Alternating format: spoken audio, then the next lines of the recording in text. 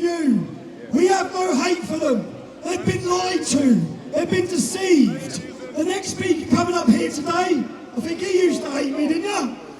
And he went to a boxing gym that I took my kid to, so let me introduce the young lad, Jesse. Thank you, Tommy.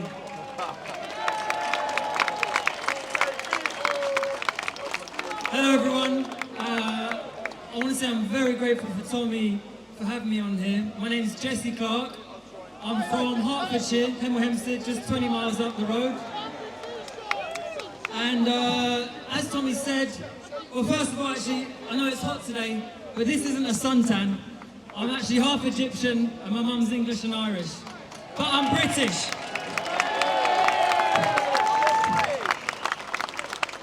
I actually had most of my friends advise me not to come here today. And I said, not come, fucking speaking.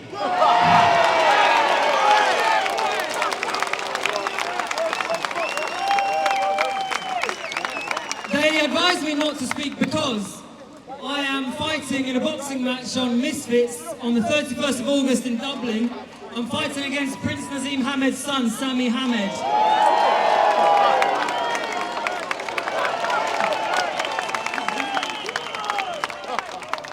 And it's quite magical that I'm here on stage with Tommy, because as he said, the first time I met him was in a boxing gym in Luton where he used to take his boy and I used to train myself. Anyway, I want to say, it is not racist to oppose illegal immigration. What everyone is here for, and what Tommy stands for, it's not about the colour of your skin. It's not. If your bathtub was overflowing, you would not reach for the mop. You would turn off the f***ing tap.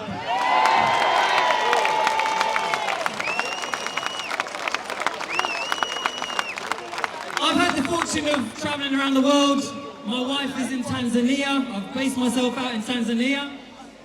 And I think if this was Brazil, for example, and it was a load of Brazilians waving Brazilian flags, no one would call them racist. But when we raise a British flag or an English flag, we're labelled racist. I was in Ghana, in Africa, earlier this year. My sister lives in Ghana.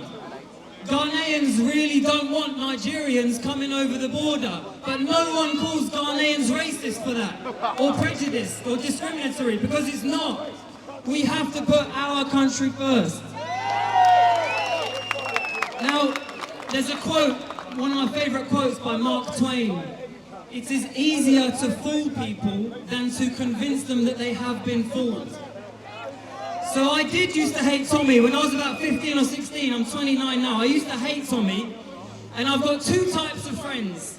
I've got my friends that still hate Tommy, since they were 15, 16 until now, 30 years old, because they haven't looked into him since they were 15 or 16, and they're too egotistical to step back and say, do you know what, I fucking agree with Tommy on that point. They can't do it. And then my other type of friend likes Tommy, but they're too scared to come to a place like this because they think they'll lose their job. What do we say to them?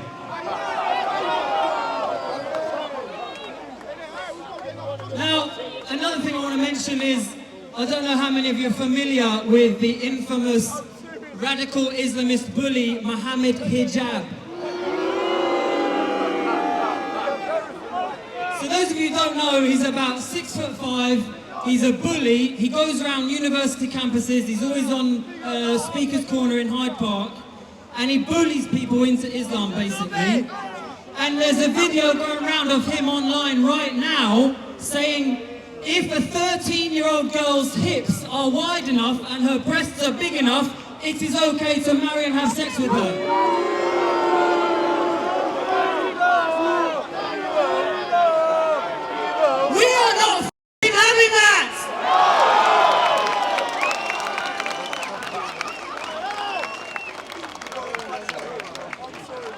And that will bring me on to my last point, which is simply kids.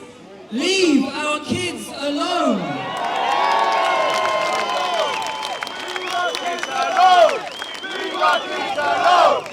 LGBTQ+, whatever fucking else they put in their name, they are targeting our children, and it's not British values. We don't care if you're gay, if you're whatever. It's not about that. It's about indoctrinating children. Kids are being given puberty blockers. They're chopping off their genitals and they can't reverse it. And schools are making parents unable to know this stuff. They're not letting the kids tell the parents or the schools tell the parents. So I've said all I need to say. I've never spoken in front of a crowd this big before, but I've got zero nerves in my belly because I'm speaking from the heart.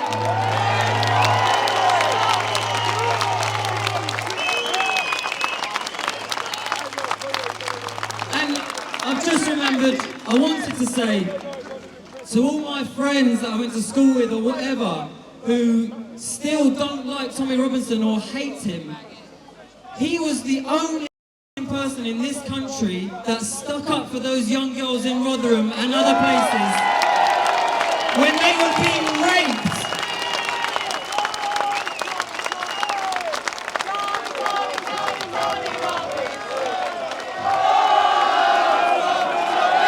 This man will go down in history.